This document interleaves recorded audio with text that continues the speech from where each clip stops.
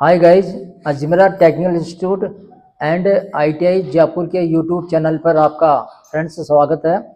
इस समय हम अजमेरा आईटीआई कॉलेज के रेफ्रिजरेशन एंड एयर कंडीशनिंग के वर्कशॉप में मौजूद है। और जैसा कि आप देख रहे हैं पीछे की साइड में ये स्प्लिट एयर कंडीशनिंग है।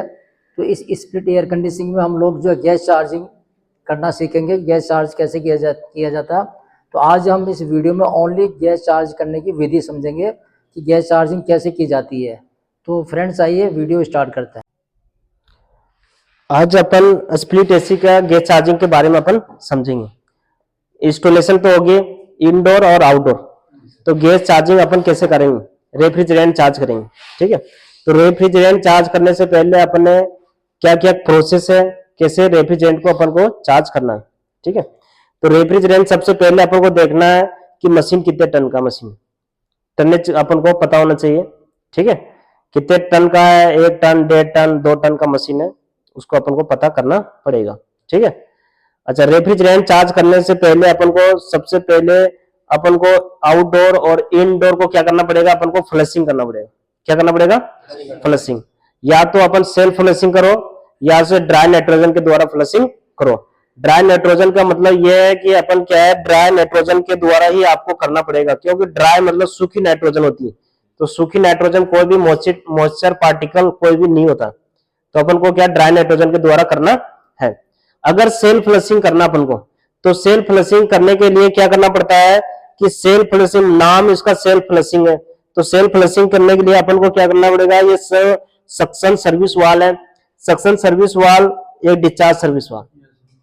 सक्शन सर्विस वाल से सक्शन लाइन को क्या करेंगे, हटाएंगे। ठीक है, हटाने के बाद में अपन क्या करेंगे, मशीन को ऑन करेंगे।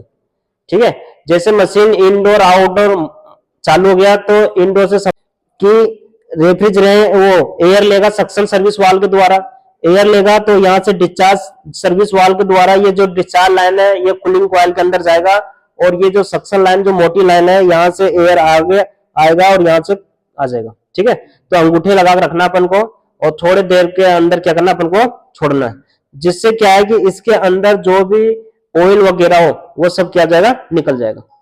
ठीक है, ये हो गया फ्लशिंग का, कोई दिक्कत। उसके बाद फ्लशिंग के बाद में अपन को मालूम हो गया कि फ्लशिंग हो गया भाई, तो अपन को फिर क्या बनाना पड़ेगा, इंडोर और आउटडोर को लीक प्रूफ बनाना पड़ेगा। लीक प्रूफ मतलब जानते हो क्या होता है?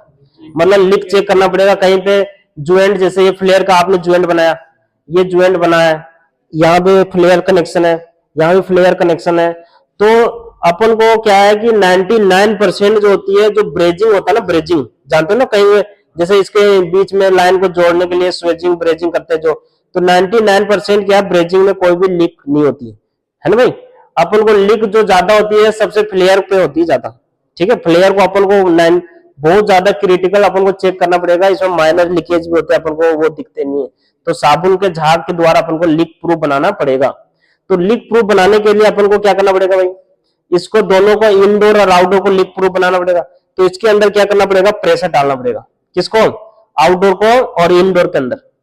ठीक है, तो ये जो आपने सक्शन सर्विस वाल से लाइन हटाया, सक्शन लाइन को, फिर उसको क्या करेंगे, कनेक्ट करेंगे। कनेक्ट कर लिया, कनेक्ट करने के बाद में ये कंपाउंड गेज अपने, ठीक है, तो ये कंपाउंड गेज के द्वारा अपन क्या करें, यहां से कंपाउंड गेज के द्वारा इसमें ड्राई नाइट्रोजन का सिलेंडर लगाओ। जैसे ये अभी रेफ्रिजरेंट का सिलेंडर लगा हुआ है, तो ये ड्राई नाइट्रोजन का सिलेंडर यहाँ पे लगाओ और इसको खोलो, ये प्रेशर चल जाएगा इसके अंदर, इंडोर में भी जाएगा और आउटडोर में प्रेशर जाएगा।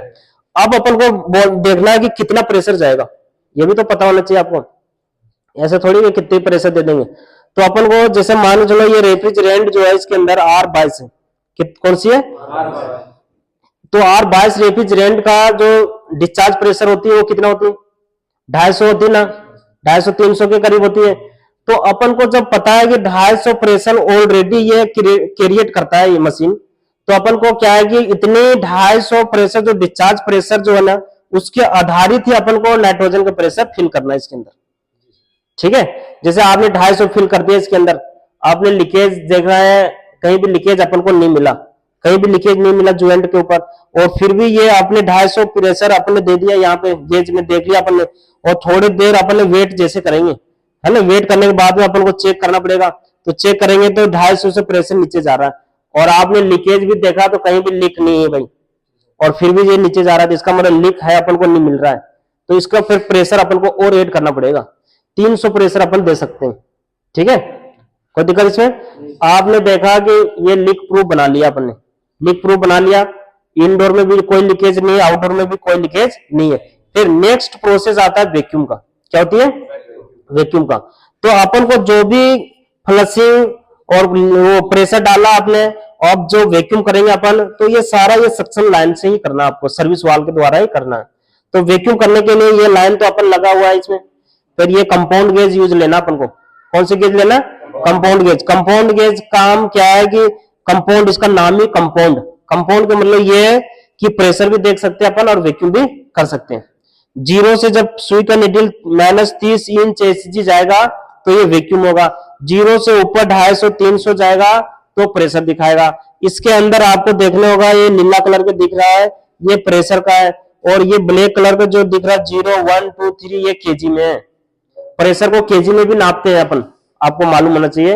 1 केजी 2 केजी 3 केजी का प्रेशर होती है ना, तो उसमें, और एक होती है पीएसआई, पाउंड पर स्क्वायर इंच। तो अपन को क्या करना पड़ेगा, ये जैसे वैक्यूम है तो ये वैक्यूम पंप, ये जैसे ये रहा आपने वैक्यूम पंप है ना, ये वैक्यूम पंप है, तो ये क्या है, ये लाइन हटा के यहाँ पे वैक्यूम में कनेक्ट कर देंगे। कनेक्ट करने के बाद वैक्यूम पंप को ऑन करेंगे, फिर ये वाल्व को अपन खोलेंगे, तो ये इसके अंदर जो भी एयर है, वायुमंडलीय प्रेशर है, उसके बाद में वायुमंडलीय प्रेशर के साथ साथ में उसके अंदर क्या होती है, नॉन कंडेंसेबल गैस होती है। नॉन कंडेंसेबल गैस ये काम करती है कि ये जो कंडेंसर है, ये रेफ्रिजरेंट को कंडेंसेशन करने का काम करता है, मतलब वेपर से लिक्विड में कन्वर्ट करने का काम करता कौन? कंडेंसर। अगर इसके अंदर मॉइस्चर रहेगा तो वो नॉन कंडेंसेबल गैस है ना, तो वो कंडेंस नहीं होगा, वो वेपर से लिक्विड में चेंज नहीं होगा, है ना। उसके ऊपर कितने ही प्रेशर आप लगा लो, कोई भी लिक्विफायर नहीं होगा रेफ्रिजरेंट। तो उसके लिए अपन को क्या करना पड़ेगा, वैक्यूम करना पड़ेगा, ठीक है। तो वैक्यूम के लिए अपन क्या है कि एयर भी निकलेगा, उसके साथ साथ में मॉइस्चर भी आएगा और नॉन कंडेंसेबल गैस निकलेगा, इंडोर और आउटडोर के साथ, ठीक है। ये निकाल लिया अपन, देख लेंगे 0 से 30 इंच एजी आ गया, ठीक है, कोई दिक्कत, तो अपन को पता चल जाएगा वैक्यूम हो गया भाई, ठीक है। वैक्यूम करेंगे, फिर अपन को क्या करना है, यहां से वाल्व को अपन क्या करते हैं, बंद कर देंगे। तो अपन क्या, सबसे पहले आपने क्या, कितने प्रोसेस किया अपन ने, फ्लशिंग का, फिर लीक टेस्टिंग का, फिर अपन ने क्या किया, वैक्यूम किया। अब अपन क्या करेंगे, रेफ्रिजरेंट चार्ज करेंगे, ठीक है। रेफ्रिजरेंट के बाद में फिर अपन क्या करेंगे, पंप डाउन सीखेंगे कैसे होती है। पंप डाउन के बाद में अपन सीखेंगे टॉप अप करना, सीखेंगे टॉप अप कैसे होती है, ठीक है। तो अपन क्या है, अब अपन क्या करेंगे, रेफ्रिजरेंट चार्ज। तो रेफ्रिजरेंट चार्ज करने के लिए अपन क्या करना पड़ेगा, मशीन को ऑन करना पड़ेगा, ठीक है, ठीक है। उसके बाद मशीन को ऑन करने के बाद में मशीन क्या करेगा, सक्शन लाइन के द्वारा रेफ्रिजरेंट लेगा, मतलब खींचेगा, सक करेगा एक तरह से। अगर अपन क्या करेंगे कि कई बार आपने देखा होगा मार्केट में कि मशीन बंद में भी चार्ज करते हैं, तो मशीन बंद में भी चार्ज होती है, वो कैसे होता है, अपने सिलेंडर के अंदर प्रेशर होना चाहिए। अगर इसके अंदर प्रेशर ही नहीं है तो इसके अंदर प्रेशर कैसे जाएगा, नहीं जाएगा ना। तो इसके अंदर रेफ्रिजरेंट कम रहेगा, तो अपने क्या बंद में नहीं हो सकती चार्ज, तो हमेशा क्या है, मशीन को ऑन करके अपन चार्ज करते हैं। अच्छा, रेफ्रिजरेंट अपन चार्ज जब भी करेंगे तो अपन क्या, 3 स्टेट के द्वारा चार्ज करेंगे, स्टेज के द्वारा, ठीक है। वो कौन कौन सी होती है, जैसे एक वेपर चार्ज होती है, एक लिक्विड चार्ज होती है, एक वेपर एंड लिक्विड दोनों मिक्स चार्ज होती है, ठीक है भाई। तो अपन रेफ्रिजरेंट जो अभी प्रेजेंट टाइम में जो चल रही है, एक 22 रेफ्रिजरेंट चल रहा है, एक 410 रेफ्रिजरेंट चल रहा है, एक 32 रेफ्रिजरेंट चल रहा है, ये तीनों एसी के अंदर डलते हैं। एक फ्रिज के अंदर जो होती है, रेफ्रिजरेटर के अंदर कौन से रेफ्रिजरेंट, R134 रेफ्रिजरेंट, 200 मतलब 290 रेफ्रिजरेंट और R600 रेफ्रिजरेंट। 290 और 600 रेफ्रिजरेंट हाइड्रोकार्बन रेफ्रिजरेंट, ये ज्वलनशील है, ठीक है। तो अपन को क्या करना पड़ेगा, एक 410 रेफ्रिजरेंट और एक 600 रेफ्रिजरेंट अपन को लिक्विड स्टेट में ही चार्ज करना पड़ेगा आपको, ठीक है। क्यों, क्योंकि अपने 410 रेफ्रिजरेंट को लिक्विड फॉर्म में क्यों चार्ज करेंगे, क्योंकि उसके अंदर क्या, 2 रेफ्रिजरेंट का मिक्सर है ना। कौन कौन से मिक्सर है, 32 और 125 का 50-50% चार्ज करना पड़ेगा, ठीक है, तो लिक्विड फॉर्म में। अच्छा, अब अपन को मालूम होना चाहिए कि लिक्विड फॉर्म और वेपर फॉर्म में कैसे चार्ज करेंगे, ठीक है भाई। तो अपन को मालूम होना चाहिए कि लिक्विड वेपर में चार्ज कैसे करेंगे। तो जैसे ये सिलेंडर अपने, तो सिलेंडर ये खड़ी अवस्था में, तो अभी क्या है कि जो लिक्विड है वो तो नीचे बैठ जाएगा, लिक्विड रेफ्रिजरेंट वजन के कारण नीचे बैठ जाएगा और वेपर ऊपर आ जाएगी, हल्की होती है। तो ये अभी इस दौरान अपन क्या है कि ये वेपर में चार्ज होगा। अगर अपन को मिक्स चार्ज करना है तो सिलेंडर को अपन क्या कई बार ऐसे लिटा देते हैं नीचे, तो ये क्या होती है, मिक्स चार्ज होने लग जाती है। मिक्स चार्ज मतलब वेपर एंड लिक्विड फॉर्म में दोनों अवस्था में चार्ज होती है। अच्छा, अब कई बार आपने देखा होगा मार्केट में लिक्विड चार्ज कर रहे हैं, मार्केट में बोल देते हैं सिलेंडर उल्टा करो, तो अपन को मालूम होता है कि क्यों उल्टा कर रहे हैं। तो सिलेंडर को अगर उल्टा कर दिया अपन ने, इस अवस्था में ऐसे कर दिया, तो ये लिक्विड फॉर्म में चार्ज होने लग गया। ठीक है भाई, तो ये चीज अपन को ध्यान में रखना है। तो अपन अभी क्या करेंगे, वेपर ही चार्ज करेंगे। क्या करेंगे, वेपर ही चार्ज करेंगे। तो वेपर चार्ज करने के लिए अपन को मशीन को ऑन करना पड़ेगा। तो रिमोट दे एक बार, हाँ, अब जैसे ये मशीन ऑन हो गया, ठीक है, अब ये मशीन जैसे ऑन हो गया तो अपन को क्या करना पड़ेगा कि यहां से रेफ्रिजरेंट चार्ज करना पड़ेगा। तो रेफ्रिजरेंट जब चार्ज करेंगे तो ये क्या होती है कि जब वैक्यूम आप करोगे तो ये वैक्यूम पंप से इधर किसमें लगाएंगे, सिलेंडर के अंदर लगाएंगे, तो इसके अंदर एयर आ जाती है। क्या आ जाती है, एयर आ जाती है। तो एयर को निकालने के लिए प्रोसेस होती है, उसे बोलते हैं पर्जिंग। क्या बोलते हैं, अभी जैसे यहाँ से अपन ने यहाँ से ऑन, इधर से यहाँ से करेंगे ना, तो यहाँ से रेफ्रिजरेंट यहाँ से निकलने लग जाएगा, इसको क्या बोलते हैं, पर्जिंग करते हैं। क्या बोलते हैं, पर्जिंग। अब अपन मशीन क्या हो गया, ये ऑन हो गया भाई, मशीन ऑन हो गया ना। तो मशीन ऑन हो गया तो देखो कुछ रेफ्रिजरेंट है इसके अंदर, जैसे इसके अंदर देखो फ्रोस्टिंग आ रहा पूरा लिक्विड लाइन पे आ रही है ना, फ्रोस्टिंग व्हाइट कलर का। तो इसका मतलब क्या इंडिकेशन कर रहा है, रेफ्रिजरेंट कम है। क्या है, तो रेफ्रिजरेंट अपन को ऐड करना पड़ेगा, ऐड करना पड़ेगा ना।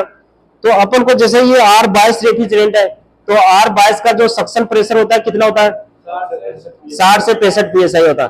तो अपन को 60 से 65 psi तक अपन को क्या करना पड़ेगा, रेफ्रिजरेंट चार्ज करना पड़ेगा। ठीक है भाई, तो अपन को रेफ्रिजरेंट चार्ज करते हैं। तो जैसे अपन रेफ्रिजरेंट चार्ज करेंगे, जैसे ये सुई का देखो ये खुल रहा है, तो सुई का नीडल जा रहा है ना ऊपर, ये जैसे जा रहा है ना, तो इसके अंदर रेफ्रिजरेंट चार्ज हो रही है। आपने क्या है कहीं सुना होगा कि मार्केट में आपने ऐसे भी होगा कि भाई अपन ने क्या है कि थोड़ा सा खोला तुरंत बंद कर रहे हैं, तुरंत खोल रहे हैं तुरंत बंद कर रहे हैं गेज को, है ना। तो वो इसलिए करते हैं क्योंकि जब लिक्विड चार्ज होती है ना मशीन के अंदर, तो अपन को क्या है कि लिक्विड क्या होती है, वेट के कारण क्या है कि मशीन को लगातार अपन को चार्ज नहीं करना, रेगुलर चार्ज नहीं करना, अपन को थोड़े से रुक के चार्ज करना है। ठीक है, और ये वेपर चार्ज है, तो वेपर में अपन क्या करेंगे, अपन मशीन को यहां से खोल देंगे और ये अपन को रेफ्रिजरेंट इसके अंदर जाता रहेगा। अब इसके अंदर रेफ्रिजरेंट जब जा रहा है तो इसके अंदर जो फ्रोस्टिंग आया था वो फ्रोस्टिंग चला गया ना, सारा चला गया ना, तो इसका मतलब रेफ्रिजरेंट इसके अंदर क्या हो रहा है, जा रहा है। रेफ्रिजरेंट अपन को 60 से 65 psi तक आपने प्रेशर डाल दिया, उसके बाद मशीन को इफिशिएंसी चेक करना पड़ेगा आपको, ये इफिशिएंट काम कर रहा है नहीं कर रहा। तो उसके लिए क्या काम करना पड़ेगा अपन को, जैसे ये ग्रिल टेम्परेचर है, क्या ये यहां से जो ग्रिल आ रही है इसको ग्रिल टेम्परेचर बोलते हैं, इधर एसी जो लगा हुआ है इसको बेड टेम्परेचर बोलते हैं। तो ग्रिल टेम्परेचर और बेड टेम्परेचर आपको नापना पड़ेगा। ग्रिल टेम्परेचर 9 से 11 डिग्री टेम्परेचर अगर आ रहा है तो इफिशिएंट काम कर रहा है, और बेड टेम्परेचर अगर 22 से 23 डिग्री टेम्परेचर आ रहा है तो इसका मतलब क्या, रूम भी कूलिंग हो रही है। तो उसके बाद में ये दोनों इफिशिएंट आप चेक करोगे, उसके बाद ही आपको आना। ठीक है, जैसे अपन ने जगह रेफ्रिजरेंट जा रही है, ठीक है, ऐसे। ठीक, ये अपने रेफ्रिजरेंट चार्जिंग करने का ये जितने थ्योरी था ये आपको मालूम समझ में आया ना। ठीक है, तो अपन क्या है नेक्स्ट जो वीडियो करेंगे उसमें क्या है कि प्रैक्टिकल अपन सीखेंगे कि रेफ्रिजरेंट कैसे चार्ज करते हैं। तो नेक्स्ट वीडियो अपन उसमें सीखेंगे।